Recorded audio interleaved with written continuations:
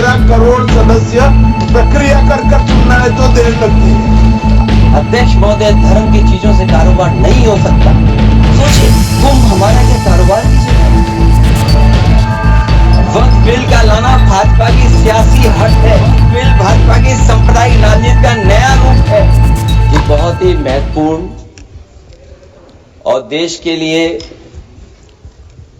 और बड़ी आबादी के लिए भारतीय जनता पार्टी की सरकार में एक और बिल आया है, क्योंकि मेरे से पूर्व में जो हमारे साथी बोले हैं वो माननीय सदस्य हमारे साथ नहीं, लेकिन मैं उनके बहुत सारी बातों से सहमत हूं।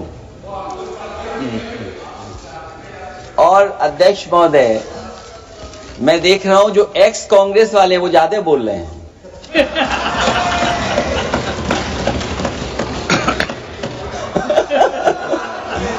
आदरणीय अध्यक्ष महोदय,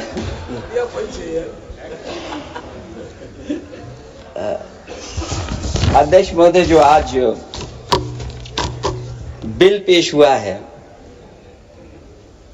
मैं हिंदी और अंग्रेजी को जो कुछ समझ सकता हूं वो यही मैं कह सकता हूं कि माननीय मंत्री जी ने ये कहा कि ये उम्मीद है। ये उम्मीद कैसे बना है, अंग्रेजी में भी मुझे समझ में नहीं आ रहा कि उम्मीद है ये, हिंदी में भी समझ में नहीं आ रहा कि ये उम्मीद है। यूनिफाइड वक्फ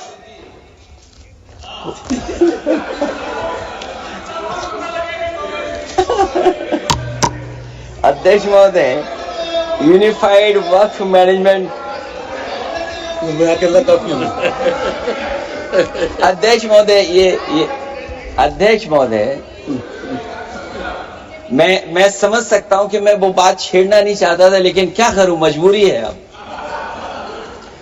अध्यक्ष महोदय, अभी माननीय सदस्य लोग ये कह रहे हैं कि हमारे सदस्य नहीं है यहां पर जो हमारे साथी हैं, लेकिन अध्यक्ष महोदय मैं ये कहना चाहता हूं, अध्यक्ष महोदय मैं ये कहना चाहता हूं, ये जो बिल लाया जा रहा है, भारतीय जनता पार्टी में एक मुकाबला चल रहा है।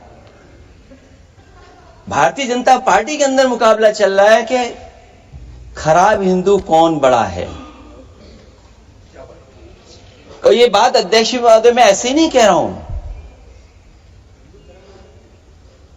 जो पार्टी ये कहती हो कि दुनिया की सबसे बड़ी पार्टी है, अध्यक्ष महोदय वो अपना राष्ट्रीय अध्यक्ष नहीं चुन पाए अभी तक।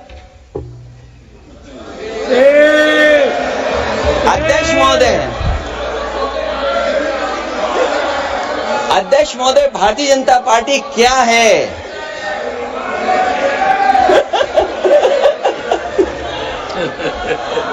जी, मैं अखिलेश जी ने बहुत हंसते हंसते कहा है, इसको हंसते हंसते जवाब देना। ये सामने जितनी पार्टियां हैं उनका राष्ट्रीय अध्यक्ष उन 5 लोगों को ही चुनना है परिवार के।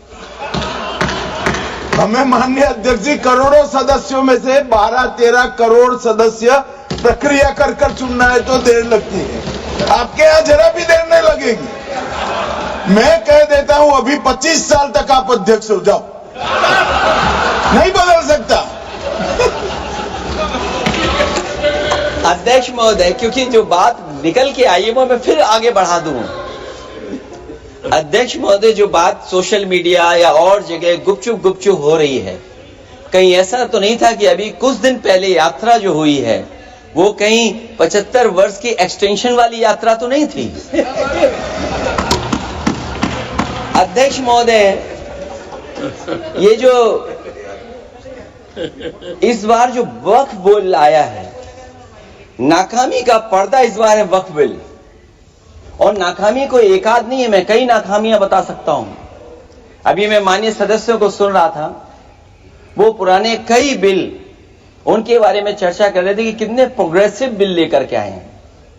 मुझे याद है मैं उत्तर प्रदेश में उस समय था और मुझे लगा कि शायद इनकी वो बात ठीक होगी। एक ये बहुत तैयारी के साथ फैसला लेकर के आए थे और फैसला ये लिया था आधी रात के आज के बाद नोट नहीं चलेंगे, नोट बंद हो जाएंगे। अध्यक्ष महोदय, उस नोटबंदी नाकामी के बारे में भी तो चर्चा हो जाए कि अभी भी न जाने कितनी जगह पर कितना रुपया निकला जा रहा है, कितना निकल करके आ रहा है। केवल नाकामी नोटबंदी की नहीं, नाकामी बेरोजगारी की भी है, नाकामी महंगाई की भी है, नाकामी किसान की आय दोगुनी नहीं कर पाए वो भी इनकी नाकामी है। मुझे याद है एक माननीय मंत्री जी पूरे देश की नदियों के बारे में बीओडी बता रहे थे, लेकिन माननीय मंत्री जी ये भूल गए कि उनके शहर में, उनके क्षेत्र की जो नदी है उसकी बीओडी क्या है।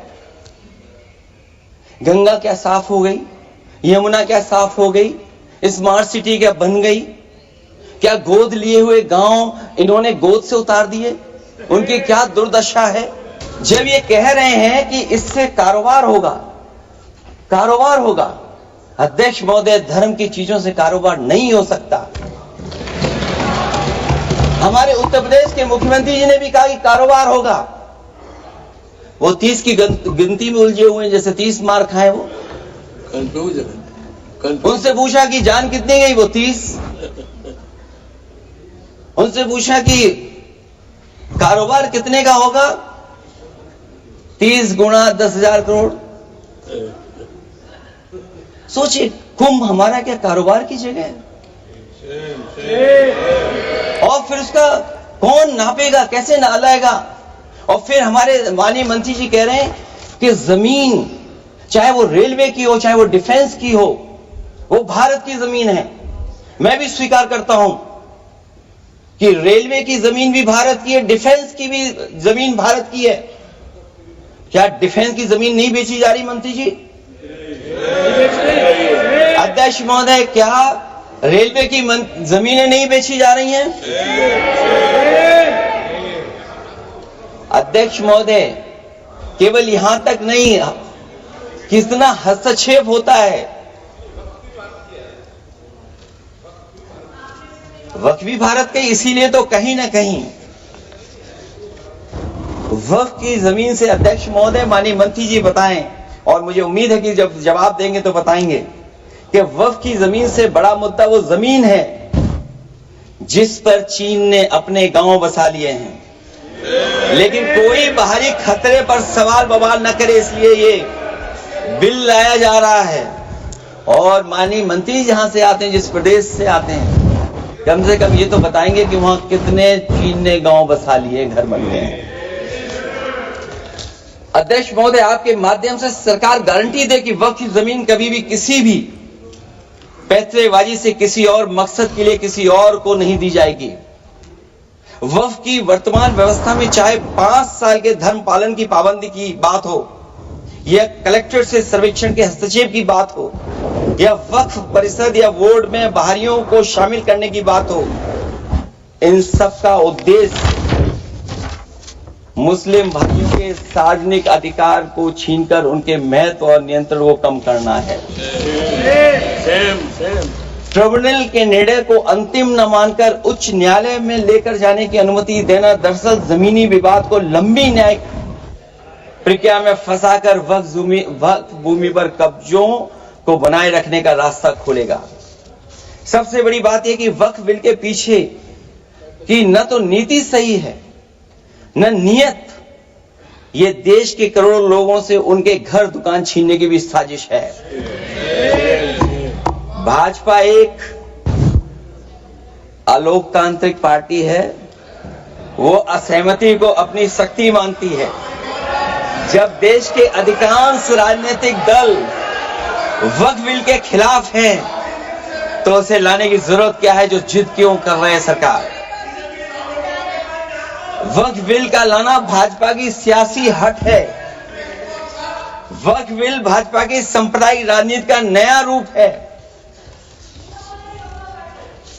वो तो आपको काटेगा, और इसलिए काटेगा कि अध्यक्ष महोदय बाहर ये लिखते हैं सत्यमेव जयते,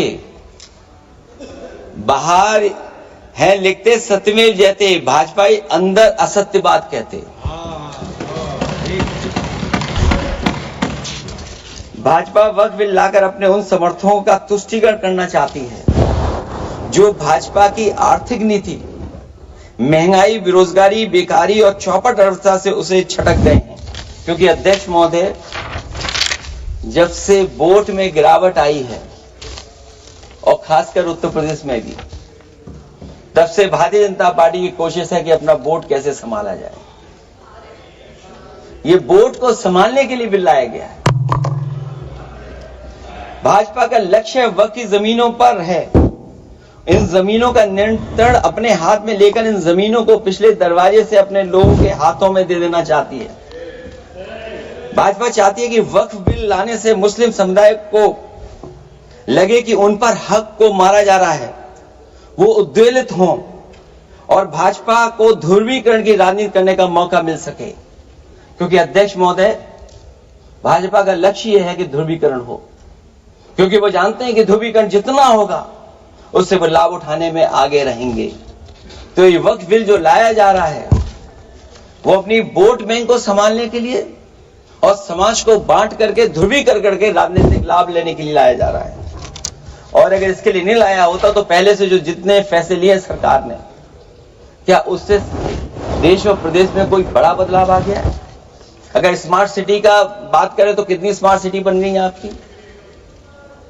आपके नोटबंदी की वजह से न जाने कितना रुपया कहां निकल रहा है। और डर तो ये लगता है कहीं भाजपा वाले दूसरों के पैसा रख करके न पकड़वा दें। वक्फ बिल के आने से पूरी दुनिया में एक गलत संदेश भी जाएगा। इससे देश की सेकुलर इमेज को बहुत धक्का लगेगा। वक्फ बिल भाजपा की नफरत की राजनीति का एक और अध्याय है। मैं अंत में कहना चाहता हूं कि अभी तो आपने साथी संभाल लिए हैं, एक साथी तो मुझे दिखाई नहीं दे रहा है।